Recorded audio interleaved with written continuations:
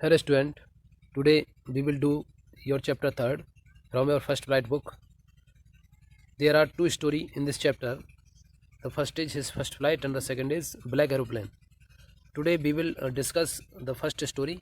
The writer of this part is Liam O'Clally. Okay, so let's discuss the title of the story. There is a seagull bird. He lived on the bank of a Laz. He is covered eyes. He is covered, but his brother and sister and his parents are flying in the sky, but he didn't want to fly in the sky because of his covered eyes. Okay, so let's get started the story.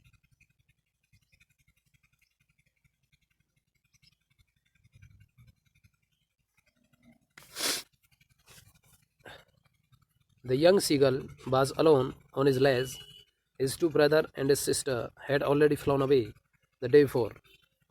He had been afraid to fly with them. Somehow, when he had taken a little run forward to the brink of the ledge and attempted to flap his wings, he became afraid. The young seagull, जो young seagull है was alone अकेला था on is लेज, अपनी लेज पर। लेज यहाँ पर अनैरो एक छोटी सी जगह होती है जो पहाड़ी की किनारे की तरफ निकली होती है, उसको लेज बोलते हैं। तो लेज क्या है, लेज पर वो अकेला बैठा हुआ है। Is on brother and sister, उसके जो भाई बहन हैं, उसके जो खुद के जो भाई बहन हैं वो पहले ही उड़ चुके हैं, phloem away the day before, दिल निकलने से पहले ही। ही हैड बीन अफ्रेड, वो डर रहा है, टू फ्लाई, उड़ने से, विद देम, उनके साथ, वो उनके साथ उड़ने से डर रहा है। समहाउ, पता नहीं क्यों, when he had takes a little run towards to the brink of the ledge, जैसे वो थोड़ा सा दौड़ता है, ब्रिंक मीन्स होता है किनारा, बैंक बोल सकते हैं इसको आप, और टिप भी बोल सकते हैं, टिप। ओके, तो ये जो टिप है इसकी लेज की, जो चट्टान आगे की तरफ निकली है, उसका जो किनारा है, जैसे वो थोड़ा सा दौड़ता है, पता नहीं क्यों, and attempted to flap his wing, और अपने पंखों को फड़फड़ाने की कोशिश करता है, to flap, he became afraid, वो डर जाता है। The great expanse of sea stretches down beneath, समुद्र नीचे की तरफ काफ़ी फैला हुआ है, काफ़ी विस्तार में है नीचे, क्योंकि वो समुद्र के किनारे ही रहता है। And it was such a long way down, और काफ़ी लंबा रास्ता है, कई मील लंबा रास्ता है। He felt certain that his wings would never support him, और उसका ये मानना है, वो ये फील करता है, वो फील कर चुका है इतना कि उसके जो विंग्स हैं वो उसके सपोर्ट नहीं करेंगे। So he bent his head and ran away back to the little hole under the ledge where he slept at night, इसलिए वो अपना सिर नीचे झुकाता है, एंड रेन अवे बैक, और वापस चला जाता है छोटे से होल में जो उस लेज में बनाया हुआ था, जहाँ पर वो रात में सोता था। Even when each of his brother and sister whose wings are far shorter, यद्यपि जो उसके ब्रदर एंड सिस्टर हैं उनके जो पंख हैं वो उससे काफ़ी छोटे हैं। रेन टू द ब्रिंक, वो उस किनारे की तरफ दौड़े, लेज के किनारे की तरफ। फ्लैप देयर विंग्स, अपने पंख उन्होंने फड़फड़ाए। एंड फ्लू अवे, और उड़ गए, लेकिन वह नहीं उड़ पा रहा था। He fail to muster up courage to take that plunge which appear to him so desperate. He failed, वो असफल हो गया, to muster up, muster up means होता है collect,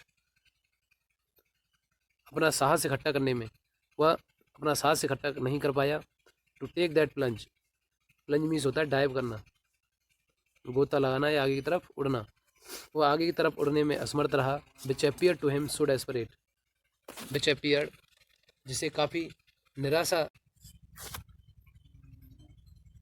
he fail to muster up, अब यहाँ पर जो डाइव लगाने में वो कलेक्ट, अपना जो सांस है उसको इकट्ठा करने में असमर्थ हो रहा था, परेशान हो रहा था, वो फेल हो गया था, और इससे उसको काफ़ी निराशा हुई।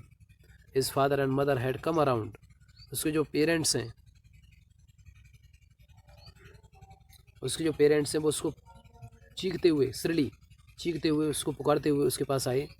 अब ब्रेडिंग हिम, अब ब्रेडिंग मीन्स होता है स्कोल्डिंग, उसको फटकारा उन्होंने, फटकारते हुए, और क्या कहा, थ्रेटनिंग, उसको धमकी दी। To let him starve on his ledge unless he flew away, मतलब उससे ये कहा कि या तो वो भूखा मरे इस लेज पर, लेट हिम, या तो इस लेज पर भूखा मरे, या फिर अनलेस ही फ्लू अवे, या फिर वो उड़ जाए, या तो वो उड़ करके अपना भोजन प्राप्त करे, otherwise unless let him starve on his ledge, उसको यहीं भूखा मरने दो। But for the life of him he could not move, लेकिन अपनी ज़िंदगी के लिए भी वो आगे नहीं बढ़ पाया।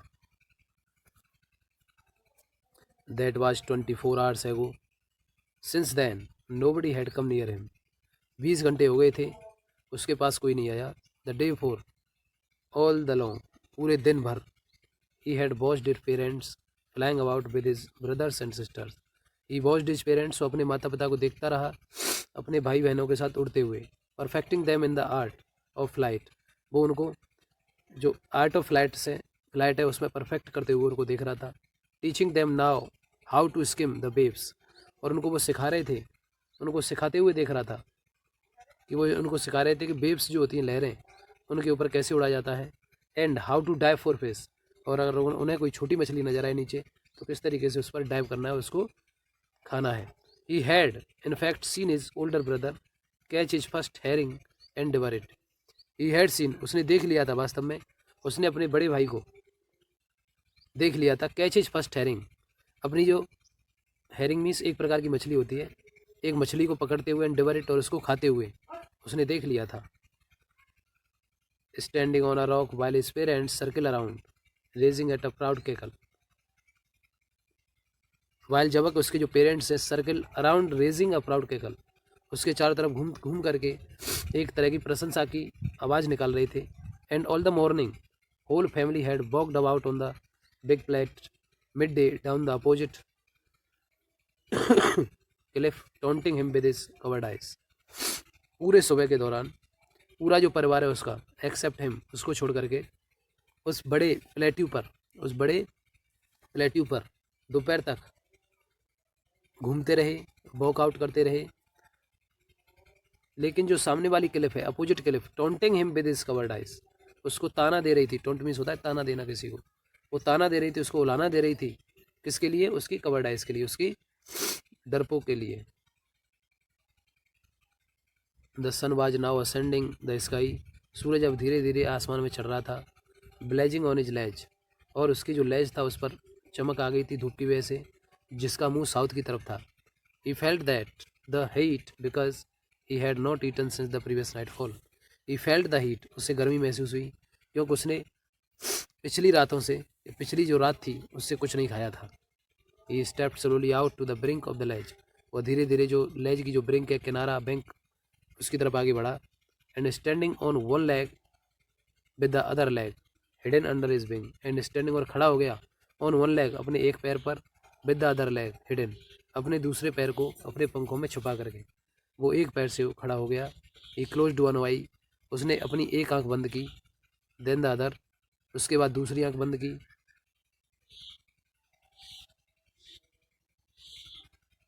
ही प्रिटेंडेड टू फॉलिंग एस्लीप, और उसने बहाना बनाया, टू मेक एक्सक्यूज, उसने बहाना बनाया, टू बी फॉलिंग एस्लीप, सो जाने का, नींद में आने का। Still they took no notice of him, still, अब तक उन्होंने उस पर कोई ध्यान नहीं दिया था। They means they refer to his parents and his brother and sister, तो उन्होंने उस पर कोई ध्यान नहीं किया कि वो क्या कर रहा है, किस तरीके से खड़ा हुआ है। He saw his two brothers, उसने अपने दोनों भाइयों को, एंड हिज सिस्टर, अपनी बहन को, लाइंग ऑन द प्लेट्यू, उस पहाड़ी पर, डोजिंग, डोजिंग मीन्स होता है ऊँगते हुए, जब हम सोते हैं तो नींद में होते हैं, ऊँगते हुए देखा। With their heads sunk into their neck, उनके जो सिर थे उनकी गर्दन में ला करके उसने अपने भाई और बहनों को सोते हुए या ऊँगते हुए देखा। His father was preening the feather, उसके जो पिताजी थे वो अपने फीदर्स को, जो पंख थी उनके, उनको मेंटेन कर रहे थे, to fly on his white back, अपनी सफ़ेद पीठ पर। तो ये एक्टिविटी हो रही है, वो देख रहा है सामने कि मेरे भाई बहन क्या कर रहे हैं, पेरेंट जो उसके फादर हैं वो क्या कर रहे हैं, मतलब उसकी तरफ कोई ध्यान नहीं दे रहा है, सब अपने अपने काम में लगे हुए हैं।